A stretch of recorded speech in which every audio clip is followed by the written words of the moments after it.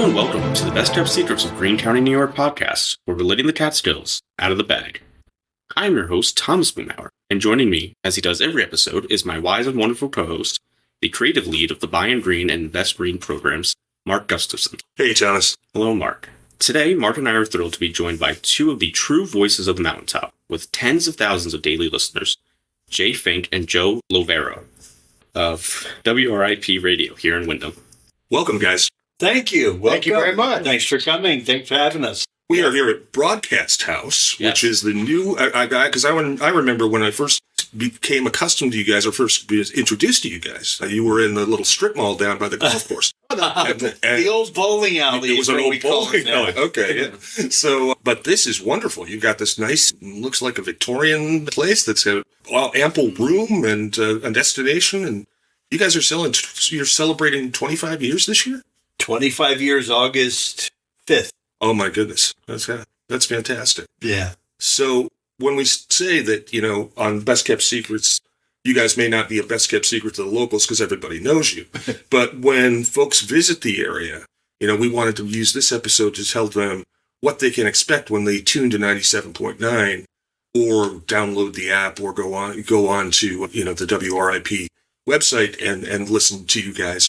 What's the difference between traditional commercial radio and the type of community commercial radio and business support that you guys bring to the Mountaintop? Good question. I'm going to let my esteemed morning host address that. You see, I'm thinking right now. Well, like Joe, we both came from a community radio background. Okay. So we both came here with a sensibility, but Joe has a much better backstory. And Well, it started. I ran a radio station in Connecticut for about 11 years. And that radio station was like this radio station. I couldn't get a better match. If I was going to go someplace else, this would be the place because we were heavy into community. That's the mark of this radio station, and that's what we did at the other radio station. And Jay is responsible for putting this one together and has done a great job. And I really feel comfortable here because it's basically an extension of what I did down in Connecticut, and then even a little bit more.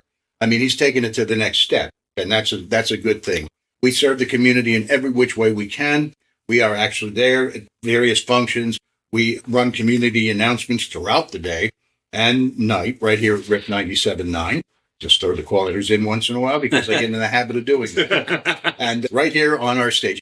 And now that we have moved from that other location to this location, we can expand what we can do too, because this is a nice, beautiful place.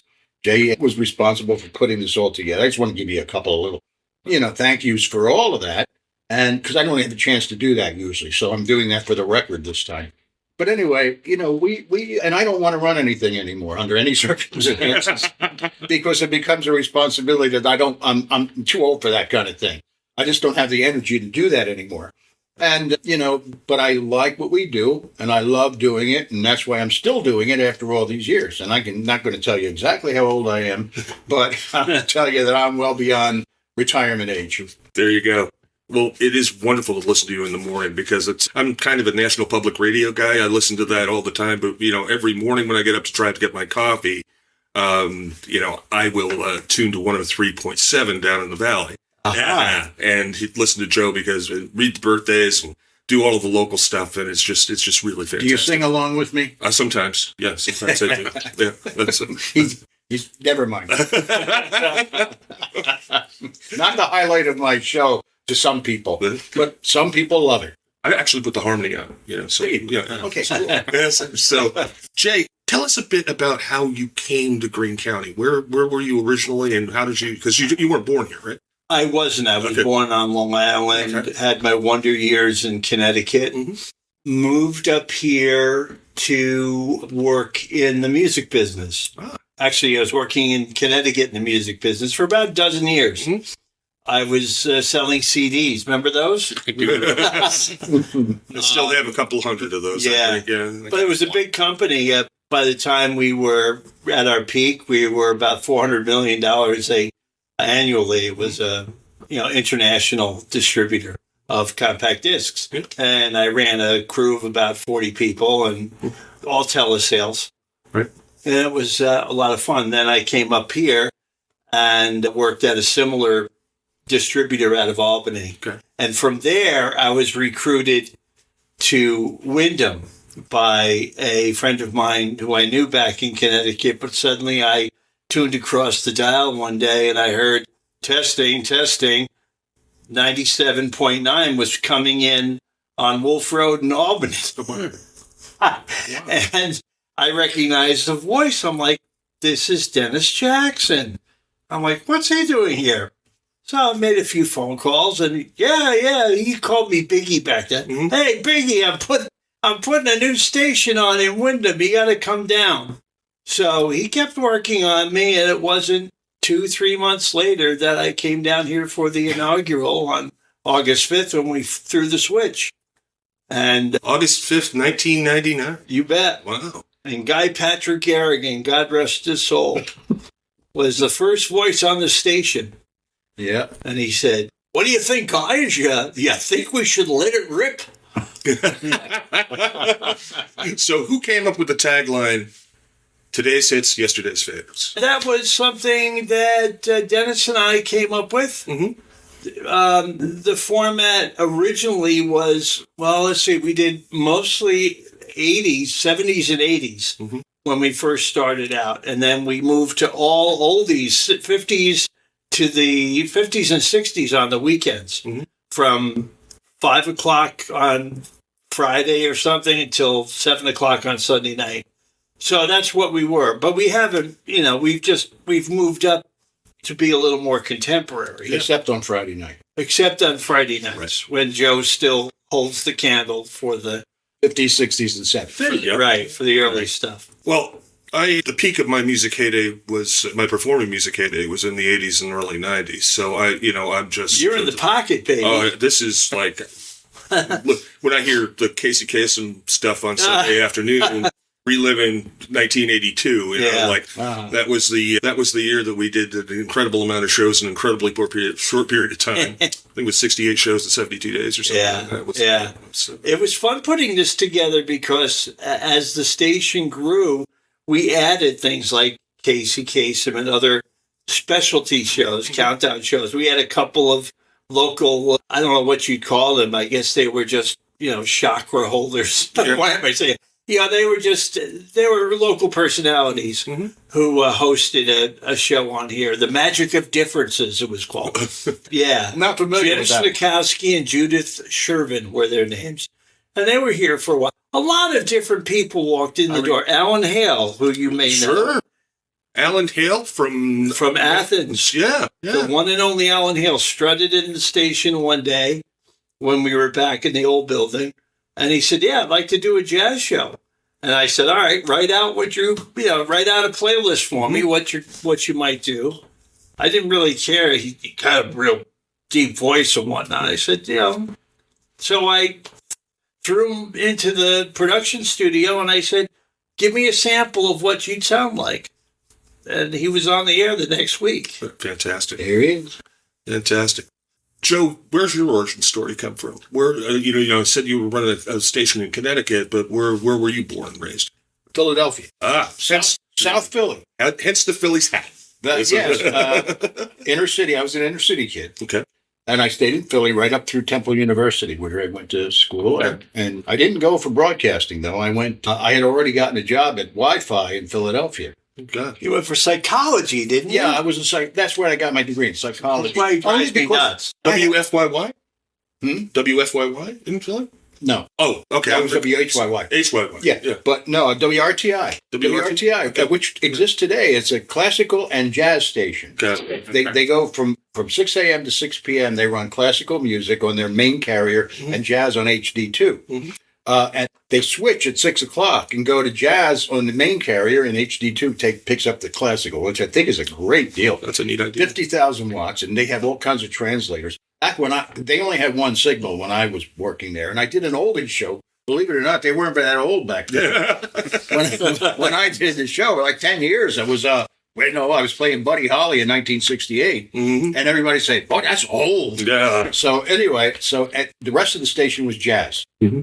And it was an inner city station. In other words, they wanted it to highlight the community. That's where I started. I got a job at Wi-Fi, which is WIFI, which was great call letters back in the day before this Wi-Fi. And I played album rock. That's where and I had long hair and I had... It was like Freeform, right? Yeah, Pretty Freeform. much, yeah. And I wasn't that good, but they put me on midnight to 6, so that was great. FM was just starting out when Joe was getting into FM. 50,000 watt FM radio station in Philadelphia. And they didn't know what to do with it. I could say that I started there. There you go. And now look where I ended up. So talk to me, Jay, talk to me a little bit about the areas you serve, because what I've seen since I've known you for about the last 9 years is the expansion and the market share increase that this radio station reaches. Okay, well, we started right here in Windham, obviously. We got our license. The station was originally licensed to Jewett, but the transmitter site remained the same. We just wanted to be more associated with Windham. So we changed the city of license to Windham and the studio on South Street. But because of the topography, because we're kind of hemmed in, we're in a mountain valley, we weren't really getting out in all directions. So the first thing we did was to expand over into Hunter and Tannersville. We put a transmitter up on top, 4,000 feet up on top of Hunter Mountain. And then we went out to Stamford. Originally, that was going to be one of our first expansions, but we found out that we had some potential out there. So we're on top of Mount Utseantha. And then we said, well, what about the valley? And we put a translator or repeater, some people know them more as repeaters, in Durham on 97.5. Right. And the last one that we added was in Catskill. And it's like a two-hop because Windham hits Durham, and then Durham transmits and is picked up by 103.7. Right. So we have a pretty good footprint, but you know, in some cases when you can't turn, say, RIP, which is 6,000 watts effective radiated power, when we can't turn that into 50,000 watts, what you do and what a lot of stations do is add translators. The FCC has allowed that type of expansion to occur. Cool. So you guys have seen a real change in the industry from the time when you started to what you're doing now. And, you know, running programs and doing advertising and marketing programs, especially for municipalities, I've seen it too. I mean, when I first started with Catholic Ray and started working with Greene County, 80% of website traffic came from a notebook or a full screen desktop. And only about 20% from any number of other devices. Now, it's totally flipped. 85% of initial web contact is on a handheld, on a smartphone. Wow. So the way you think about things and the way you have to redesign things for this limited amount of real estate that you have to make sure that the websites are effective is, you know, it's totally flipped on its head. So is there anything analogous about how radio has changed? That being that we're a local station, the revenue has almost exclusively, correct me if I'm wrong, Joe, been local, and local direct is what is the term. Yeah, you're not wrong. Yeah. I mean, that's where it comes from. We've reached out and have had business with certain agencies in the past. We've done business with like Burger King and, you know, some other national concerns, but our bread and butter is primarily local business. Absolutely. I mean, you know, I still think about the Catskill Mountain Country Store with Drew. And he's on to this day. He was our first customer in the door, and he's been with us for 25 years. Pies. You got it. I remember when I was still in Connecticut, listening to that and hearing Drew and pies. One of the things that really stuck with me. There was a guy down the street who started the chicken run. He's no longer working there. He had a partner who was French Canadian or whatever, but he had a say in the marketing. And I said to him and the two owners, I said, well, what do you want the theme of the chicken run to be? And the French guy says, I want pies. I'm like, you're not getting pies. You know, we helped establish, but that's a big success because we started with the Chicken Run from day one and literally built that business through radio. And for our listeners, the Chicken Run is one of the great roadhouses in Greene County. Yes, it is. Along Absolutely. with, you've got the Chicken Run, you've got the Red Rooster down in Carroll, which You're is here. a road tent. You've got furlongs 5 furlongs now up in East Durham. which Mr. is Greene amazing. County here. Listen He to him. is the encyclopedia. Yeah. He's got it. But the thing He that knows all the hot spots. I love to eat too. Oh, yeah. So the Chicken Run, though, that amazes me is aside from great food that they've got and bar food and ribs and chicken even, but the most amazing steaks on the planet. Oh, yeah. And they're, cold aged and just dry aged, excuse me. And Sure. And they're amazing. You can get a And top thank off Kent there. McCullough for that. Oh, my gosh. Yeah, they are good. Kent, formerly of the Hensonville Lockers. By the way. Oh, got that. Yeah. All right. Yeah, yeah. Mm-hmm. Yeah, speaking of roadhouses and things like that, one of my favorites is not here, but it's down in Coxsackie is Reds. Oh, yeah. I love Reds. Oh, Just that old feeling. It reminds me of the shore and places like that. We used to have those kind of restaurants all the time. absolutely. Red's is one of the places that you can get great oysters all the time, which I love. But also, my parents, who were, my mother was born in Carroll in 1923, and my dad came up on the Dayliner from Brooklyn in 1928 and lived in Carroll. And they were married in the Carroll Methodist Church in 1944. Always took me to Red's when we lived in Coxsackie for a while. And my father would get a Manhattan before dinner. And Classic. They used to have an up glass, and they would always have the cherry on this little plastic monkey. And I got to keep the monkeys. Two places had that in Greene County. We used to be Koch's, which is now Gracie's Luncheonette, another great place down there. Yeah. I've got old drinks running through my head, like Rob Roy. Rob Roy. And Rob Roy's a Gimlets. and- Gimlets. Yeah, well, Rob Roy's a Scotch Manhattan. Okay. And Gimlet's just gin and lime juice and doesn't get much better than that. I have in my possession an old Mr. Boston book with all those old drinks. Oh, no kidding. And how to make them. Yeah. Old Mr. Boston. I don't even know who old Mr. Boston is.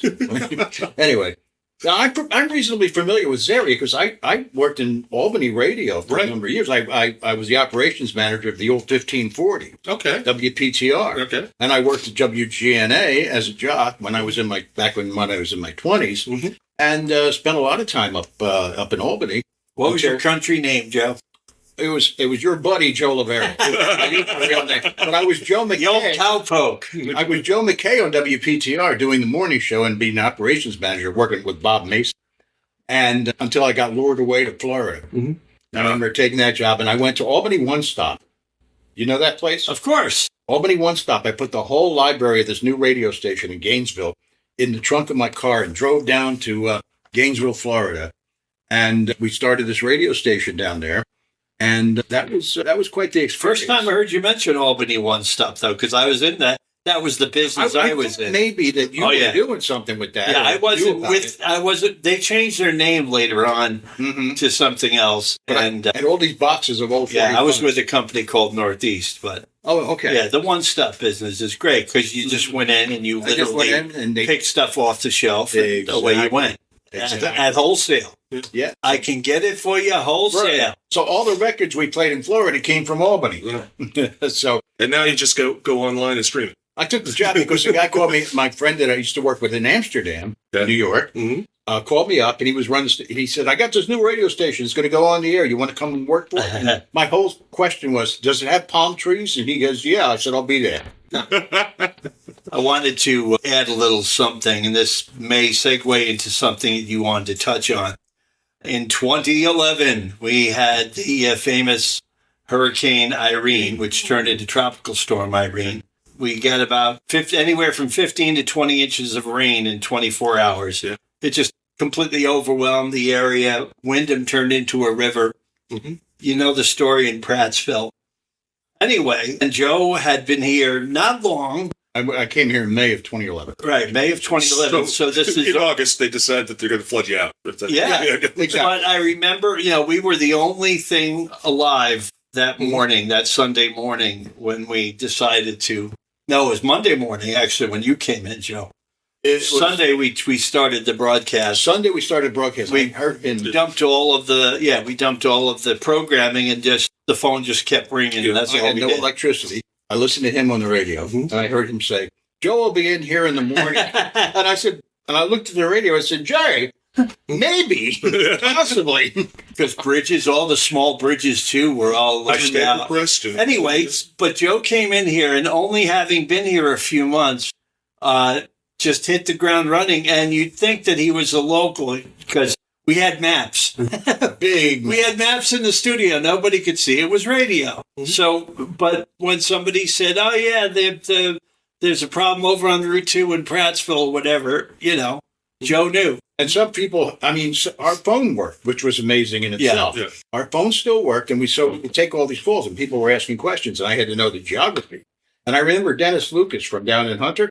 Dennis was on with me one day, and he said to me, "If another person calls up and asks me about 23A being closed, I'm going to scream." Yeah. The phone rings, pick it up. The lady says, "Is 23A open or not?" And he screamed, and we started laughing, and she wanted to know what was so funny. A couple of years later, I was over at physical therapy, and I met the very lady that was on the phone.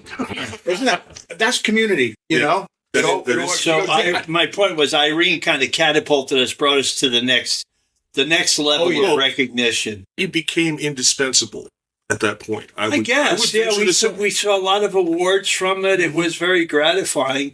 From a broadcaster's perspective, there's no higher calling than helping to save lives and property. Absolutely. And, we'd love to do it again, but we don't. Mm-hmm. It's just one of those things. Well, but being in broadcasting, you don't like when things like that happen, but you also get excited about it. Of course. Because it's your chance to shine and help people out. Yeah. So it's a two-way. I went out with a woman that worked in a flower shop, and she goes, we don't like people to die, but we love funerals. Yeah. Well, that's the same reason. Yeah.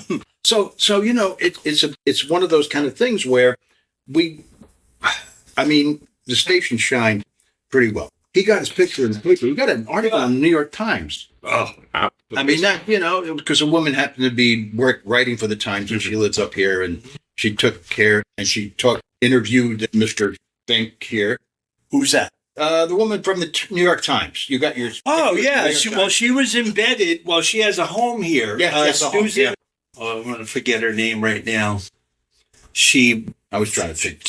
Anyway, she was a reporter for the New York Times, but she had a home in Maple Crest. Mm-hmm. So one day, she just turned on her radio. She had a battery-powered radio, and she suddenly discovered this local station. Yeah. And we wound up with an article not too long after. So fast forward 9 years from Irene, and you get a chance to help the community all over again during the whole COVID thing. I remember sitting in the caucus room at the Greene County Legislature with all of the department heads that are relevant and the entire legislature and all the school directors talking about 2 days before day before my birthday, because this was March 16th, and I'm St. Patrick's Day guy, and talking about what we were going to do about disseminating information. And it was just one of those things where Greene County Public Health had to put out a message every single day.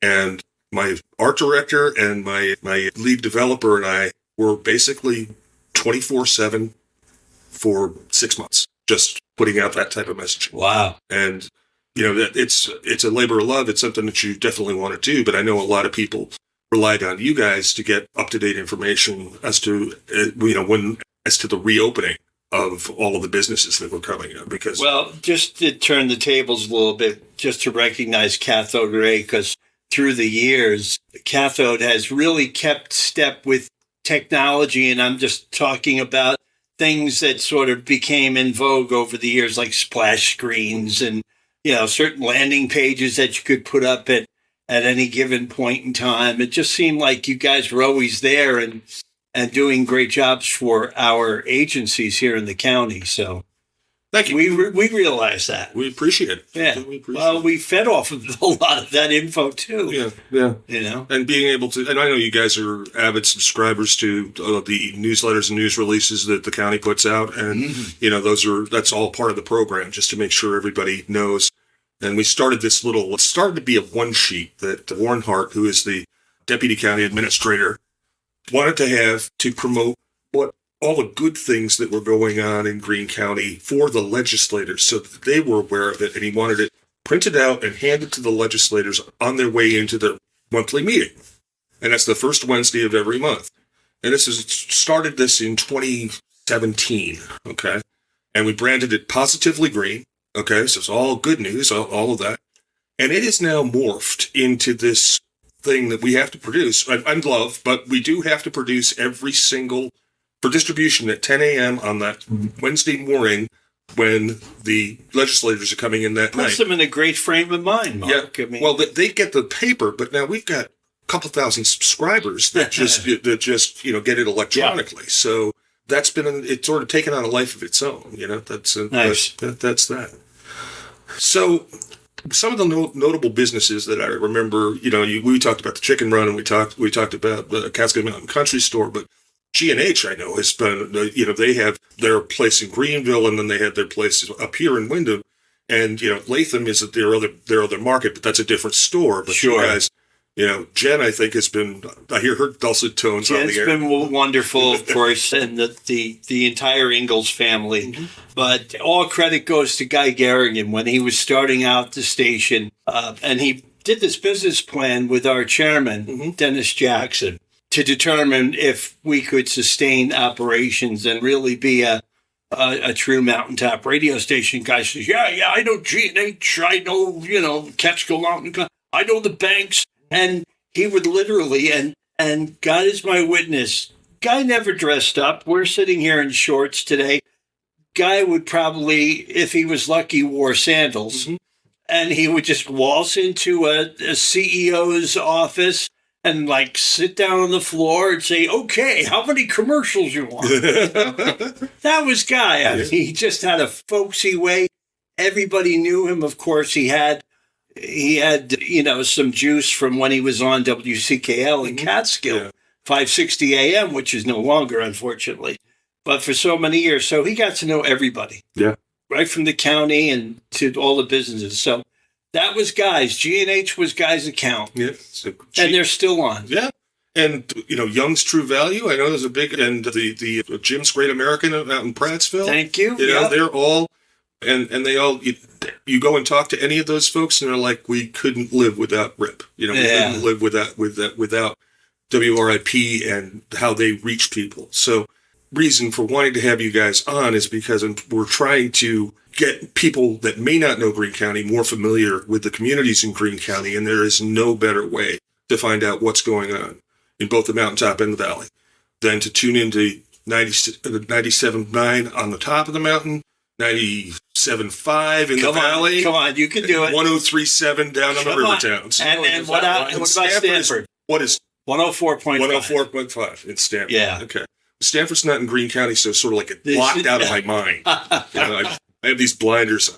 Right. That's it. But. Yeah. So as Mark has been getting at this whole interview, is just the boost these local businesses have gotten from the relationship with this radio station. I think it's endemic of the spirit of this podcast is like Greene County. It's a great place to live. It's a great place to do business. And we have all these community assets like WRIP, like WRIP Radio station here. So thank you. Yes. Yeah. Our major focus in Greene County economic development, it's sort of a two sides of a coin with Greene County tourism. So tourism's job is to get people to come here, and our job is to get them here to stay here, start a business, and buy spend. a house, and all of that. To that end, we've had in 2023, the amount of taxable sales in Greene County rose to over 1.4 billion with a B. That's insane. That does not happen with a county of 49,000 people. Right. So that's kind of where we are. And we want to encourage, we have an entire cadre of different types of business assistance programs and concierge service. So anybody that wants to start a business, and it's not like you have to go through a whole bunch of rigmarole to get there. Right. You have direct access to Thomas and to James Hannes, our Director of Economic Development, to Terry Weiss, our Director of Business Marketing. And they are expert at helping people navigate what needs to be done in order, all of the different networking that might need to happen and turning people onto the right resources to be able to start a business successfully. And lots of success stories in the programs as we run them. But one of the most recent is something that we've been really proud of called the Multi-Grant. Our new economic development director applied for funding from the state and was awarded a significant amount of funding for the state to disperse in reimbursement grants. We had to brand that as what's it used for. So it's money for utilities, logistics, technology, and infrastructure. Multi-grant. Okay. Right.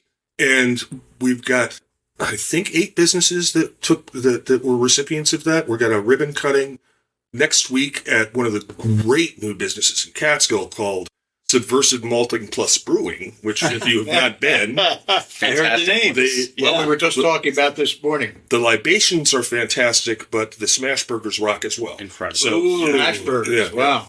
So those guys bought some new equipment and they get a reimbursement grant. Via Ravioli up in Cooksaki. Yes. Unbelievable pasta.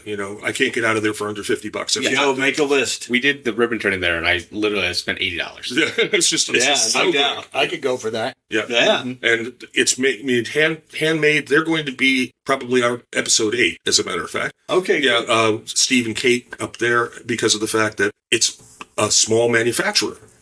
That the pasta is all made right there. And the sauces are simmered right there. Well, Coosaki's really pretty much exploded. Oh, it has. Yes. I mean, it's Yeah. just come of age. I mean, And, we talk about this a bunch. We have talked about it in previous episodes, but it is driven by a combination of community leaders and then the vision of a great developer named Aaron Flack. Okay. And Aaron and his project down at the Wire Convention Center, attached to the James E. Newbury Hotel, which now we have a luxury hotel overlooking the river that people can come and stay in if they're attending a wedding, which is awesome. They redid Patrick Henry's down there, and that whole riverfront has transformed. Yes. I saw that hotel. It's like amazing. It is amazing. And the Dayline Oyster Bar and Kitchen on the top floor, it's my new addiction. I mean, yeah, It's cool. it is very, very cool. Yeah. That definitely dictates a road trip, Joe. Of course. Mhm. Of course. You know, sometimes we get a little isolated or insulated up here. Yeah, gotta come down the mountain sometimes. So, yeah. We gotta come up the mountain more. That's it. I mean, it's pretty easy to stuff up here because there's a ton of great restaurants and businesses up here as well. Oh, yeah, you could stay here. I love it here. Yeah. I mean, of all the places that I've lived, I mean, I have a condo over in East Jewett, and looking out over the mountains and everything. I just love it. I mean, and Better than palm trees?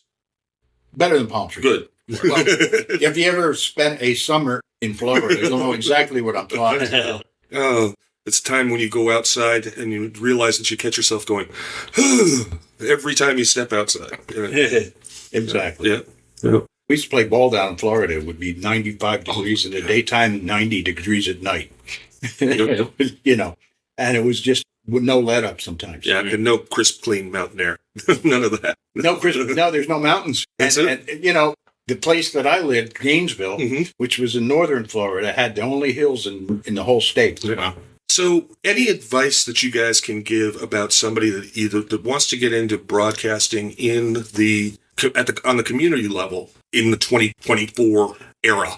Okay. Well, I have an answer, but people may not like it because the vision that somebody has of working in radio is being behind that microphone and being a star, which is all well and good. Everybody has their trip, but the point of working at local radio is that you have to do everything. Yeah.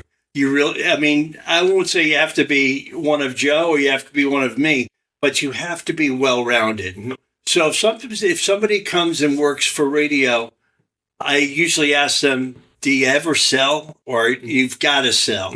That's really part and parcel. It's earning your keep is basically what it is. Absolutely. So that's the advice. I mean, we have talented people left and right, but the reality is that there's 3 of us here, 4 of us, if you count Patty Morrow, putting a 24-hour format on the air. But Joe and I also sell, and that's what you got to do. I've worked for big places and I've worked for small places. In big places, they don't let you do all of that. You can only do one thing. Exactly. In other words, when I was working for Russ Broadcasting in Albany, I wasn't allowed to market. I wasn't allowed to do that. I wrote proposals for the salespeople, but I wasn't allowed to go out and sell myself. So I was the morning guy and operations manager at WPTR, and that's all I could do. I believe, and I'm a firm believer in this, is that all business is sales. No matter what it is. Everything's sales. I learned that kind of the hard way when I joined Guy Garrigan back in 2002 or whatever it was, shortly after the station went on the air. They were like, yeah, I loved radio and I loved everything about it, but they said, you got to sell. Yeah. And I hadn't done any face-to-face selling. Yeah. So I had to get out there in town and introduce myself. And it happened in Burlington, Vermont, when I first, became more than just the operations manager or the morning guy at a radio station. They said, go out and sell. And I kind of got right into it. At first, I didn't want to. Mm-hmm. It's not something that everybody's cup of tea. A lot of times you tell people, you got to sell, and then they cut off the conversation and they leave. Because Mark, there's a sales job with your name on it. I'm on the back nine right now, so I think that's a great term. By the way, it is. I'm very comfortable proposing new things to my existing clients, the people that I've worked with. Right. But that's kind of similar to what you do too, because if you're a new business, that's one thing. But if you've got existing folks, then that's your book. All about that. Yeah. Joe will do the same thing. We're interacting with new clients, even existing clients, making suggestions, because we can take it from a 50-yard perspective and say, what would be really good? Why don't you try moving? And we don't, we're not too forceful about it, but maybe try moving that over to your counter and watch how those things take off. Something simple like that, or maybe a menu suggestion or something. Some clients have done that and their sales take off. Yeah. So that endears you to them. But, we're marketing, doing that kind of stuff all the time. Well, it's always about the personal relationships, and it's that with you guys, it is exceptionally true. But I cannot get away from this this discussion. That's terrible. I can't leave this episode without talking about the great partnership that we've had with you with the buy program on our holiday campaigns, which is just, we're now coming up. I'm trying to figure out what the jingle's going to be for this year. For our listeners, I'm a recovering musician, and I get a chance every year to take a traditional, recognizable Christmas tune and change the words to it to support our Buy and Green program. I tease it when it's about time for that.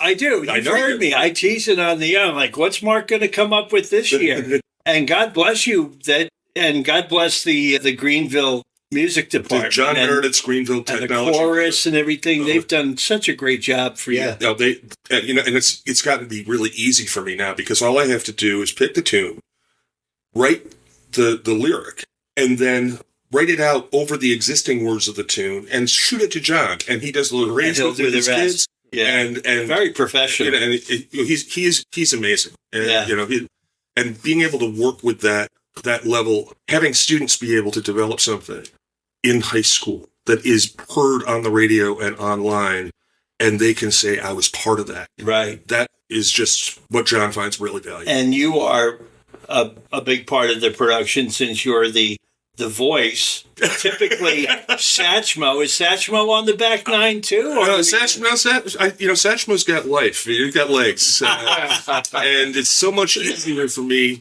because when the first one that I did, I wanted to do the Christmas song. The Christmas song with chestnuts roasting on an open fire, but it was right coming out of the pandemic, and that was the first one that I did with Satchmo. Okay, and I tried to sing it like Nat King Cole, but I can't do a Nat King Cole. Right. But I can say, online shopping has been quite a bore. We've been stuck inside like you.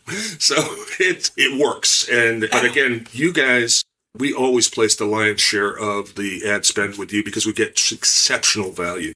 And any business that is local or thinking about being local, and you want to reach the mountaintop communities, and you want to reach the valleys, and all of on a local level, on a community-based level, you don't get better value, bang for the buck, than advertising with WRIP. Thank you. We touched Greene, we touched Columbia, and parts of 3 or 4 other counties too. Yeah. So I was looking at your rating sheets, and I tell you, you guys you pretty much own it. So it's awesome. it's kind of once you tune here, you always come back. Yeah, that's Yeah, it's nice. Well, about half of what we ever discuss on the air is always pertaining to our communities. That's how we started. Mm-hmm. We built our business on that. Figured, okay, we're going to advertise the fire department. Well, somebody in the fire department owns a business. Mm-hmm. By golly, we got that business. Absolutely. So, Jay and Joe, thank you guys so much for taking the time away from your mics today to sit in front of ours and talk to Mark and I. you're welcome. Thank you so much for being here. Well, that's a wrap on another jam-up episode of the Best Kept Secrets of Greene County, New York podcast. Be sure to join us next time as we're letting the comedians out of the bag as we talk with the organizers of the Catskills Comedy Festival. But until then, we have places to go, things to do, and stories to tell.